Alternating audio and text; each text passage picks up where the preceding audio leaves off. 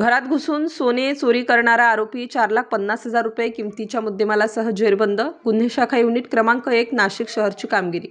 Panchavati police station हद्दीतील वडजाई माता नगर येथे घरात घुसून चोरी करून सोने चोरून नेल्याबाबत फिर्यादी यांनी पंचवटी पोलीस स्टेशन येथे गुन्हा दाखल केला. गुन्हे शाखा युनिट क्रमांक 1 चे पोलीस अधिकारी व अंमलदार हे सदर गुन्ह्यातील अज्ञात आरोपितांचा शोध घेत असताना गुप्त बातमीदारामार्फत बातमी मिळाली की एक इसम चोरीचे सोने विक्री करण्यासाठी पंचवटी अमरधाम बाजूकडून सराफ बाजार नाशिक येथे येणार आहे अशी खात्रीशीर बातमी मिळताच पथकाने अमरधामकडून गौरी पटांगणाकडे येणारा डांबरी रस्त्यावर सापळा लावून संशयित इसम नामे सुमित अनिल राजुरे वय 24 वर्षे यास ताब्यात घेतले. त्याने पंचवटी पोलीस ठाणेकडील दाखल गुन्ह्याची कबुली दिल्याने त्याची अंगझडतीत एक सोन्याचा 10 ग्रॅम वजनाचा कॉईन व 21 ग्रॅम वजनाची चैन असे एकूण 31 ग्रॅम वजनाच्या सोन्याचे दागिने एकूण 4,50,000 रुपये किमतीचा मुद्देमाल हस्तगत करण्यात आला.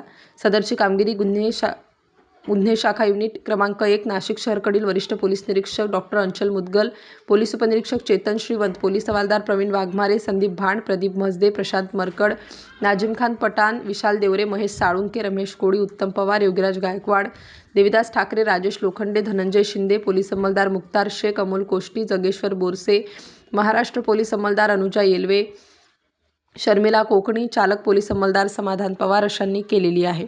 स्टार न्यूजसाठी मोहसिन पठाण, नाशिक.